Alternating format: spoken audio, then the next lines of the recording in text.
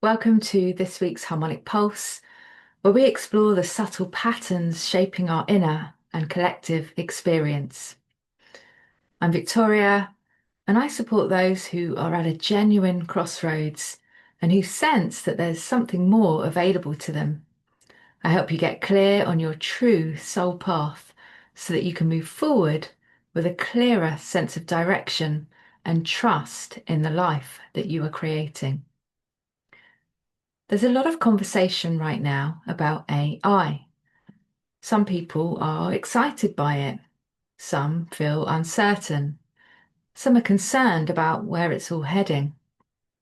And if I'm honest, I still find myself moving between all three. But what I've been noticing is this. AI itself isn't necessarily the problem. It's how we engage with it, how we think, how we create, and how we relate to our own authentic voice. What if AI isn't the problem, but the level of consciousness you bring to it? Over the past year, after initially refusing it outright, I found that AI can be incredibly supportive. I tend to think big, and so it helps me break things down into something clearer, separate the core threads, and articulate what I can feel but don't yet have the words for. And it can give you more time to focus on what you actually love. And isn't that what we actually want? But there's also a subtle line here, a point where support can feel like substitution, where something that can help you think begins to think for you. I'll share something that I've noticed in my own experience. Some days working with AI feels clear, fluid, almost effortless. Other days it feels disjointed, frustrating, and slightly off, not quite hitting the mark. And what has become clear over time to me is this. It tends to reflect your state. If I show up rushed and discombobulated, that's what I'm met with. If I arrive clear, present, and joyful, I'm met in the same way. It's really quite remarkable. So, what you're meeting isn't just the tool, you're meeting yourself through it. As a creative thinker, I found AI can support me in bringing ideas into form. It helps shape, organize, and refine.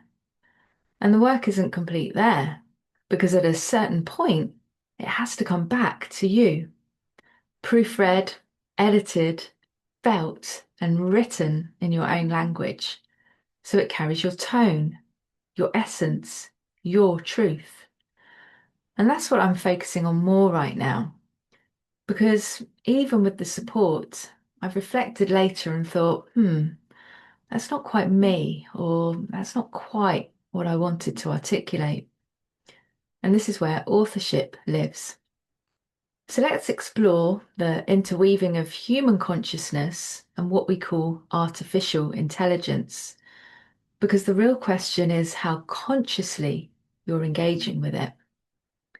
AI brings structure, logic, coherence, whereas we bring something different: intuition, sensitivity, nuance, the part of us that can feel what is true. You could say it's a meeting of two ways of creating: the part that organizes and the part that senses. And when those co-create, something real, not artificial, is formed. Without that balance, expression can become clearer, yet lack aliveness. And there's also a wider conversation emerging about how AI is shaped, programmed, and used. And while that matters, the deeper question remains closer to home.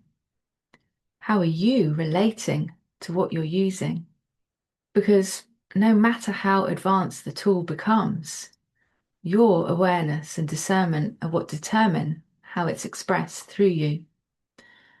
And for me, this has been a process of learning to work with AI without actually losing my own voice, allowing it to support my thinking while staying connected to what feels true, and noticing when something sounds right but doesn't sound like me. Because that moment of recognizing the difference, that's where your power sits. So, this week's resonance note. This week, notice how you're relating to the tools that you use, not just what they actually produce, but how you interact with them. And ask yourself, well, am I creating from my own voice or drifting away from it? You know, AI is becoming part of our world, and like anything that we engage with, it reflects the way we interact with it. There are also wider conversations to be had around the resources it requires to run, and that's something I may speak into more at another time.